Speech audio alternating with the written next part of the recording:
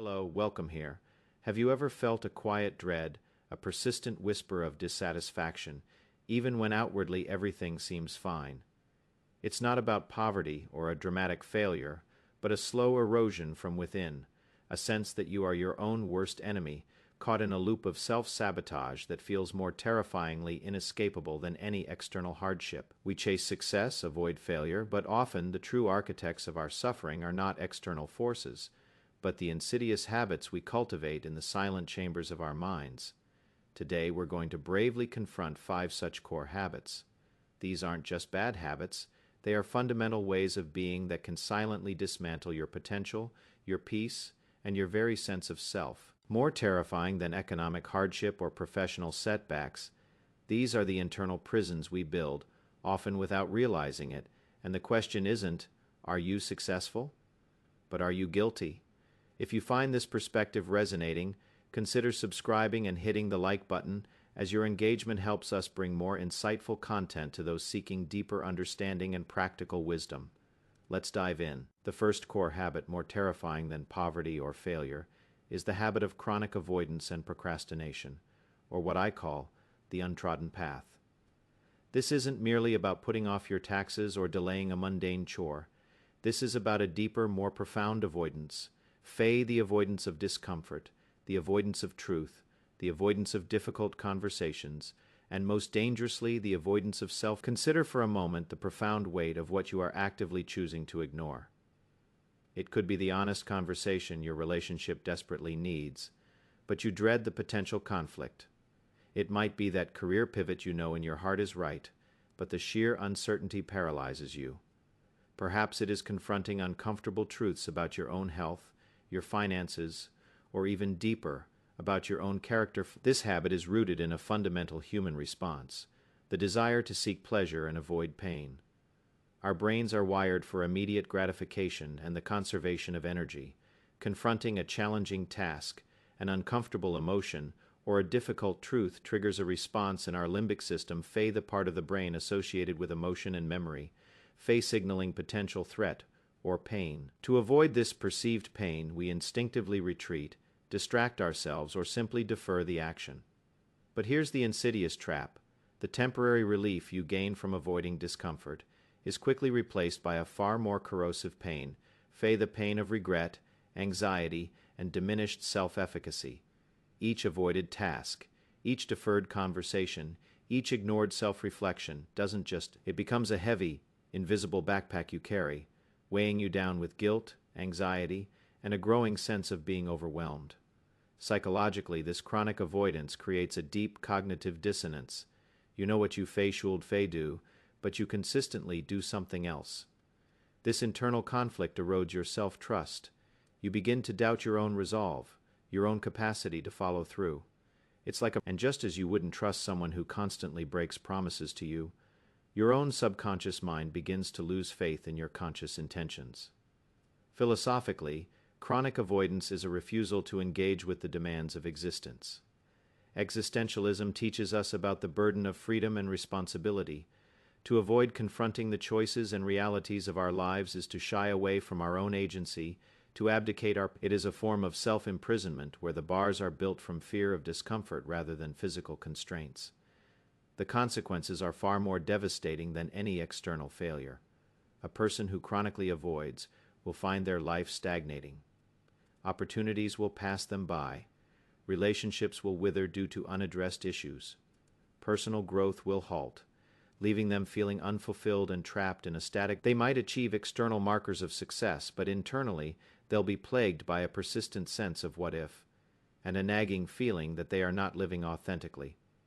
This is the untrodden path, the life you cold have lived, forever just out of reach because you consistently chose the comfortable detour.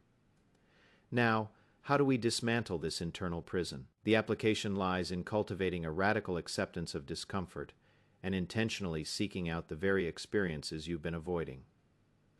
First, embrace the 2-minute rule, but with a deeper twist. If you've been avoiding a task, a conversation, or a self-reflection, commit to engaging with it for just 2 minutes. The trick is not just to start, but to acknowledge the discomfort you feel during those 2. Label it. This is anxiety. This is fear. This is resistance. By consciously acknowledging the feeling, you begin to detach from its power. Often, the mere act of starting, of facing the initial wave of discomfort, reveals that the actual experience is far less dreadful than the anticipation. Second, adopt discomfort as a compass. Instead of running from discomfort, starts, what conversations are you avoiding? What personal truths do you shy away from? These are precisely the areas where your greatest growth potential lies. Make a conscious choice to lean into one small area of discomfort each day. It could be sending that difficult email, having a brief, honest chat, or simply sitting in quiet contemplation with an uncomfortable thought for a few minutes. This is like building a muscle, your discomfort tolerance muscle. If you know you'll avoid something, create an external structure that makes avoidance harder than action. This could be telling a trusted friend about your intention and asking them to hold you accountable, setting a non-negotiable deadline with a consequence, or even literally putting your phone in another room when you need to focus on a challenging task. Remove the easy escape routes. Fourth, engage in mindful acceptance of discomfort. Seneca taught us that we suffer more often in imagination than in reality. When you feel the urge to avoid, pause, take a deep breath, observe the physical sensations of discomfort without judgment, recognize that a feeling is just a feeling, it cannot harm you. Then gently, deliberately choose to proceed with the discomfort rather than waiting for it to disappear. You are training your brain that discomfort is not a signal to retreat, but a signal to engage. Finally, cultivate a practice of shadow work, a term from Jungian psychology, referring to confronting the disowned, unacknowledged parts of yourself. Journaling can be a powerful tool here. Ask yourself, what parts of my life am I neglecting? What truths about myself am I unwilling to see? The act of bringing these shadows into the light, even just on paper, diminishes their power and reduces the need for avoidance. By consistently choosing to walk the path of discomfort, you begin to build an inner resilience and a deep trust in your own capacity to navigate life's challenges rather than perpetually sidestepping them. The second insidious habit, far more terrifying than any external setback, is the habit of obsessive external validation seeking, or the echo chamber of self-worth. This is the tendency to base your entire sense of identity, self-worth, and happiness on the approval, praise, or opinions of others. In an age dominated by social media likes, comments, and public perception, this habit has become an epidemic, subtly draining individuals of their inner compass and authentic self. Have you ever tailored your opinions to fit in, posted something online purely for engagement, or spent undue time worrying about what someone else thought of your choices, appearance, or lifestyle? If so, you've likely felt the pull of this habit. The problem isn't simply wanting to be liked. It is the obsession with it, the elevation of external approval to the sole arbiter of your self-worth. Psychologically, this habit stems from an external locus of control. Instead of drawing your sense of value from within, from your actions, your values, your character, your efforts, you outsource it to the fickle and unpredictable judgments of the outside world. Imagine a ship whose rudder and sails are controlled not by its captain, but by every shifting wind and tide. That ship will never reach its intended destination. It will be tossed relentlessly, constantly changing course to appease the external forces. Similarly, a person who relies solely on external validation is perpetually adrift, their mood and self-esteem fluctuating wildly with every compliment or criticism. If your primary goal is to be liked by everyone, you cannot be truly yourself. You become a chameleon, constantly adapting your colors to blend into the social landscape. This exhausting performance leads to emotional burnout, a deep sense of disconnect from your true desires, and a lingering question, do people even know the real me or just the version I present to them? Philosophically, this habit is a profound. Existentialists like Søren Kierkegaard emphasize the importance of individual choice and the courage to become oneself, even in the face of societal pressures. To constantly seek external validation is to deny your unique subjectivity, to surrender your personal truth to the collective opinion. It is a refusal to embrace the hero's journey of self-discovery, opting instead for the safer, albeit ultimate. The consequences are dire, pervasive anxiety, as you can never fully control how others perceive you, emotional exhaustion from the constant performance, a diminished capacity for self-trust and decision, making aligned with your own values, and ultimately, a hollow sense of achievement because even success feels like a borrowed glory rather than an intrinsically earned victory. This is an echo chamber where your self-worth is merely a reflection of others' voices, never truly originating from within. So how do we break free from the echo chamber and cultivate an authentic, resilient sense of self-worth? The application requires a conscious shift from an external to an internal locus of control. First, identify your core values. What truly matters to you, independent of what is it integrity, compassion, creativity, growth, courage? List them out. These values become your internal compass. When faced with a decision or an urge to seek approval, ask yourself, does this align with my core values? This simple question redirects your focus inward. Second, practice self-compassion. When you catch yourself seeking validation or feeling inadequate due to others' opinions, instead of recognize that the desire for approval is a natural human longing, but that over-reliance on it is a habit that can be unlearned. Speak to yourself with warmth and acceptance. Third, cultivate an internal locus of control deliberately. Make a daily practice of focusing on what you control, your effort, your attitude, your choices, your response to situations. Release the need to control others' opinions. This reorients your energy from a futile external chase to empowering internal action. Fourth, employ the inner counsel exercise.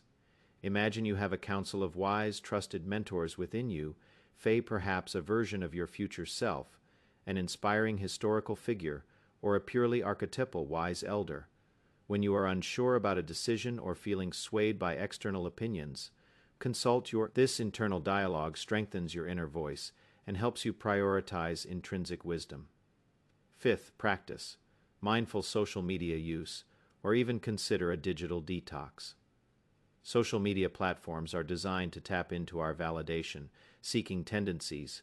Curate your feed carefully, unfollow accounts that trigger comparison or the urge for external approval. Limit your time on platforms, and before posting, ask yourself, am I sharing this for authentic connection or for validation? Finally, celebrate small intrinsic wins. Actively acknowledge and celebrate moments when you act in alignment with your values, when you learn something new, when you overcome a personal challenge, or when you simply engage in an activity you enjoy, purely for the sake. These are intrinsic rewards that build a robust, self-sustaining sense of self-worth, rooted in your own being, rather than in the ephemeral applause of others.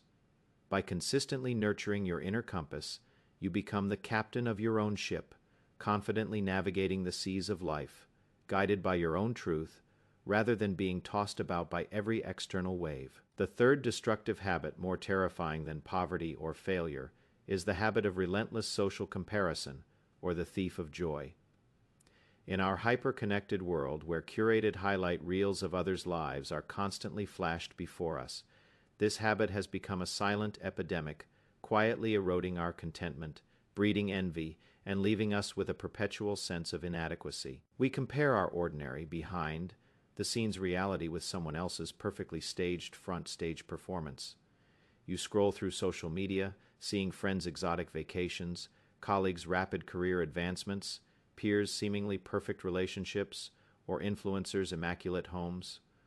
Almost unconsciously, you start to measure your own life against these idealized images, and invariably you come up short. Your home isn't as stylish, your career isn't as glamorous, your relationship isn't as blissful, your body isn't as perfect. This constant measurement creates a corrosive sense of not enough.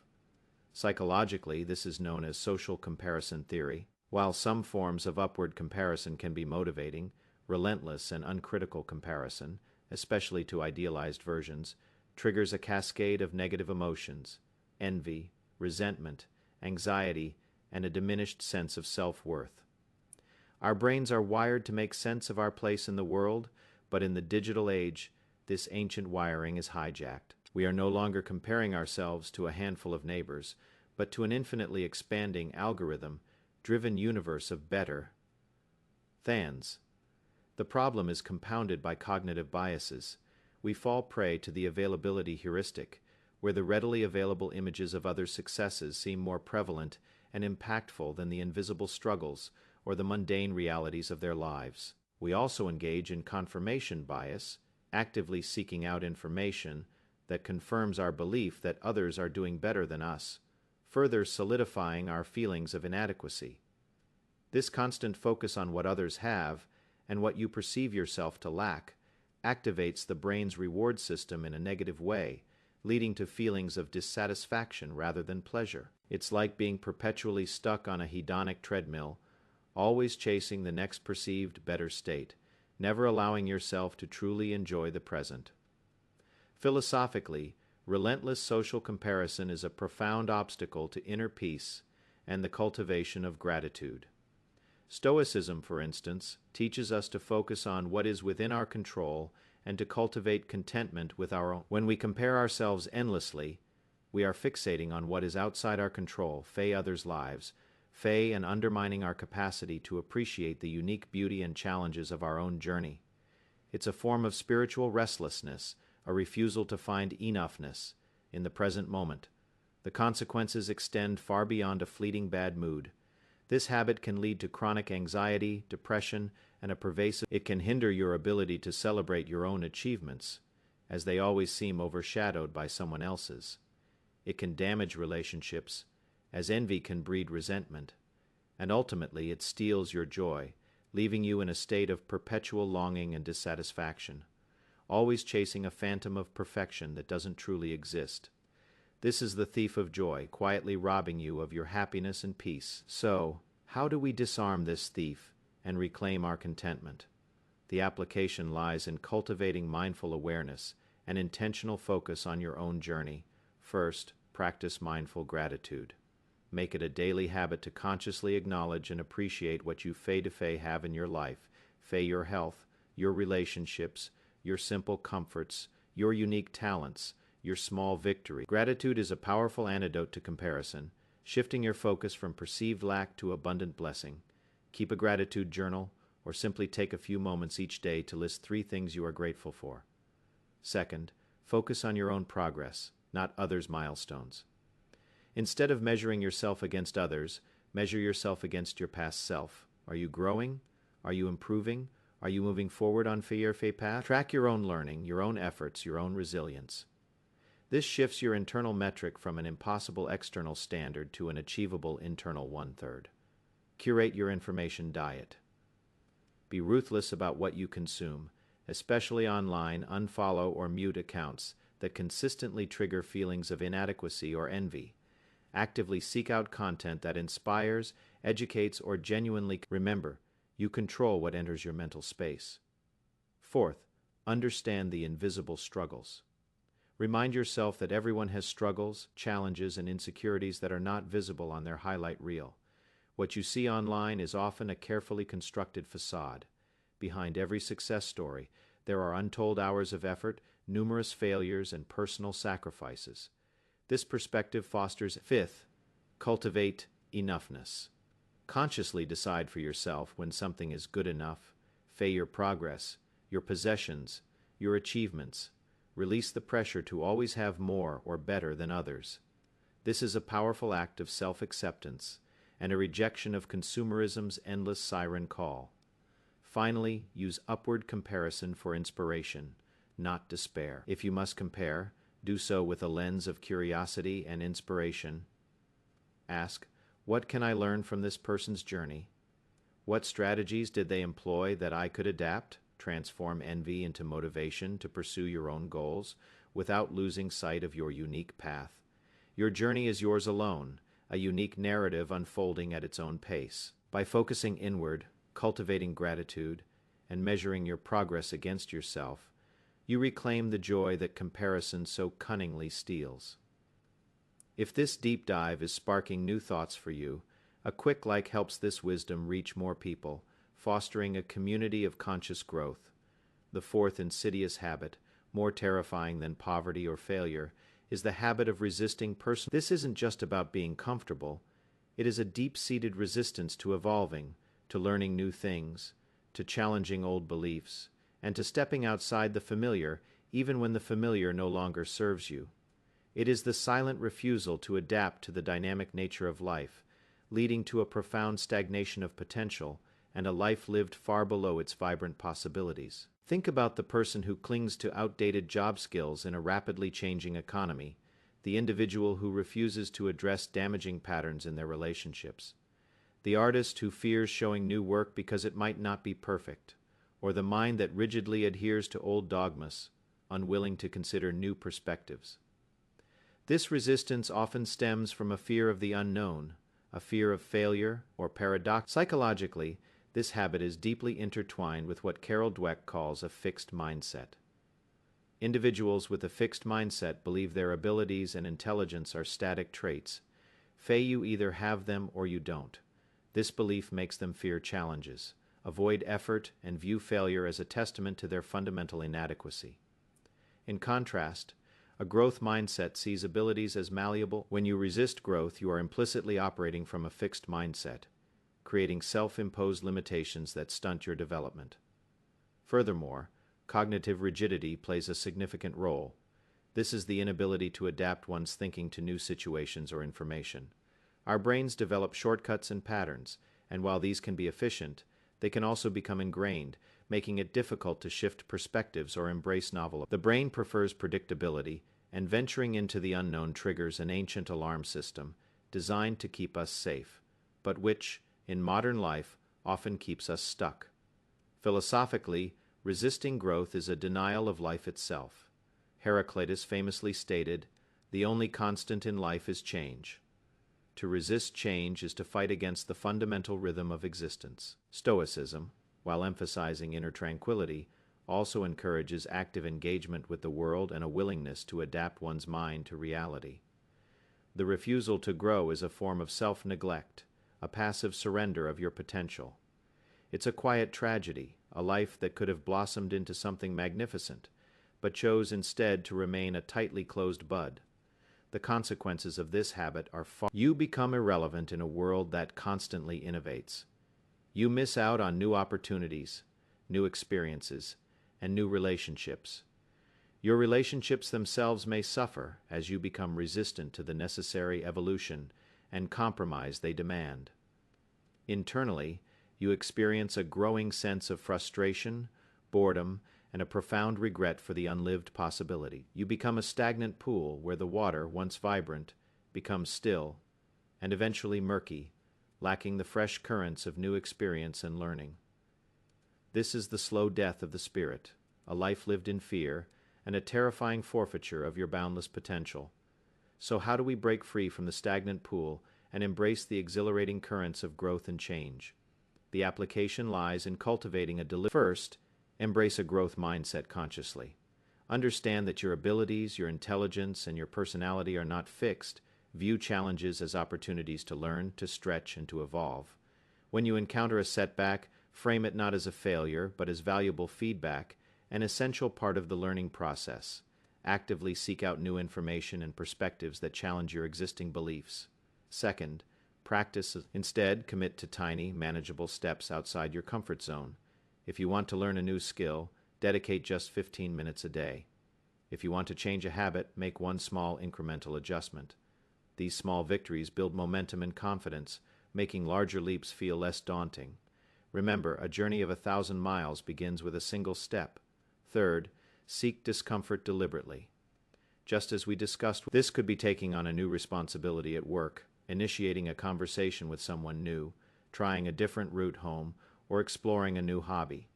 Each act of conscious discomfort expands your comfort zone and builds your capacity for adaptation. Fourth, commit to lifelong learning. Make continuous learning a core value, read books outside your usual genre, watch documentaries on new topics, take on. The world is an endless classroom, and curiosity is the fuel for growth.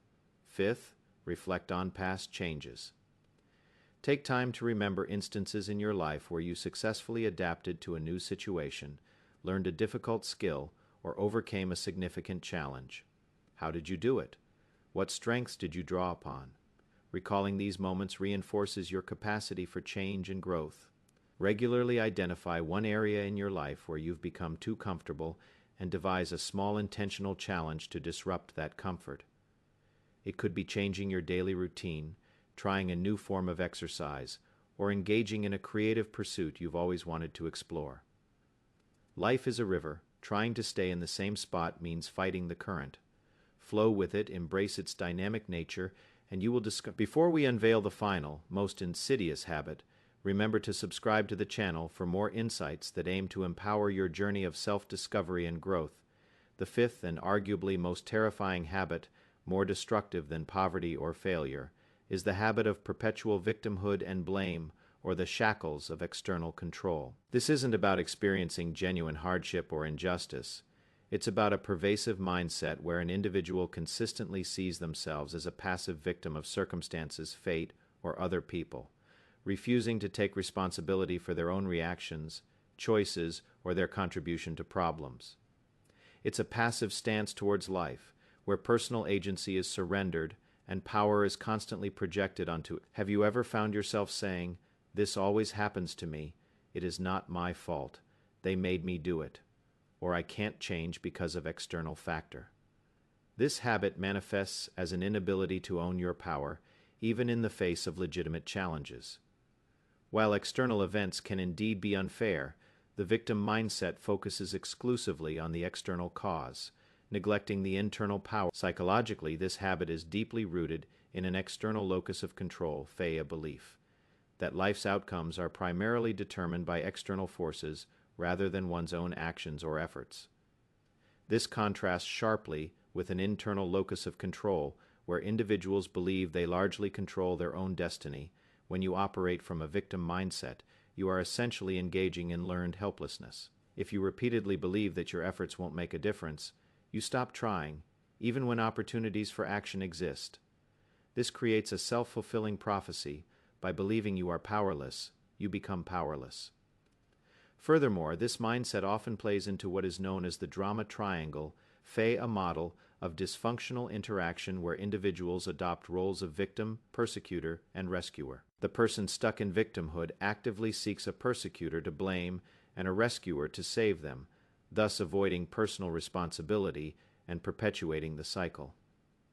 This dynamic prevents genuine problem solving and fosters dependency. Philosophically, the habit of perpetual victimhood is a profound rejection of Stoic wisdom. Stoicism teaches us to diligently distinguish between what is within our control, our thoughts, attitudes, choices, actions, and what is not, external events, other people's behavior. The victim mindset blurs this distinction, effectively ceding control over our inner world to the whims of the outer world. It is a refusal to recognize that while we cannot always control what happens to we always the consequences of this habit are catastrophic for personal growth and well-being. It traps you in a cycle of resentment, anger, and self-pity. You become incapable of learning from mistakes, as you always attribute them to external factors. Your relationships suffer as blame and passive aggression become common. You alienate those who try to help you because your mindset makes genuine progress difficult. Most critically, you surrender your agency, your fundamental power to shape your own life, to learn, to grow, and to find solutions. You become a pawn pushed and pulled by external forces, rather than the conscious agent of your own destiny. This is the heaviest of shackles, not imposed by others, but forged by your own mind, chaining you to a life of disempowerment and unfulfilled potential. So how do we shatter these The application requires a radical embrace of responsibility and a conscious shift in perspective.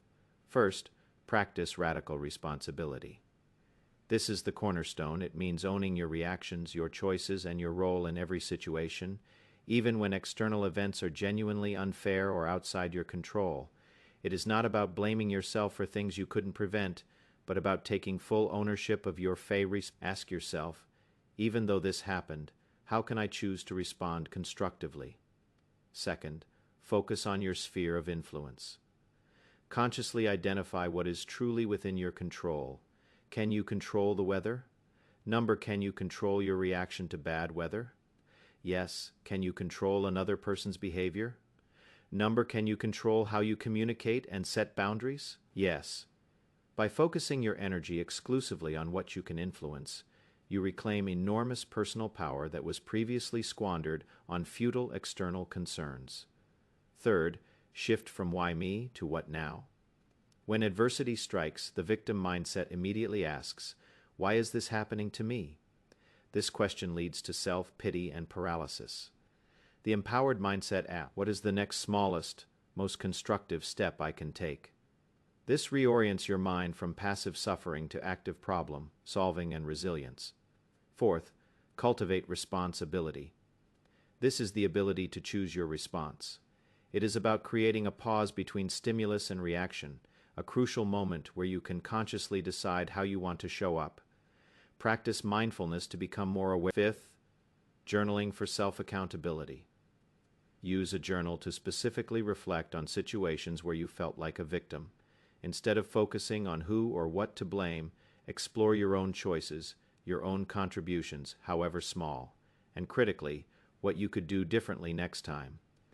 This fosters a habit of self-reflection that empowers rather than disempowers. See challenges not as punishments, but as opportunities for growth and transformation.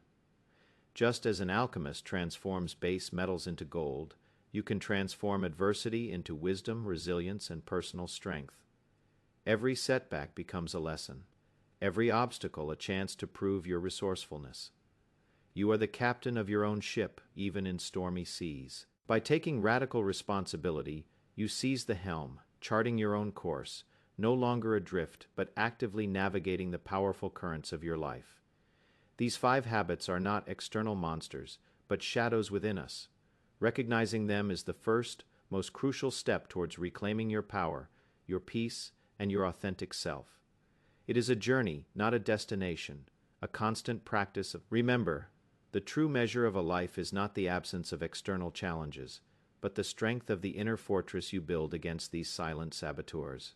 If this deep dive into self-sabotage and liberation has resonated with you, I encourage you to hit that like button and subscribe to this channel. Your engagement helps us bring more insightful content to those seeking deeper understanding and practical wisdom. I hope today's sharing provides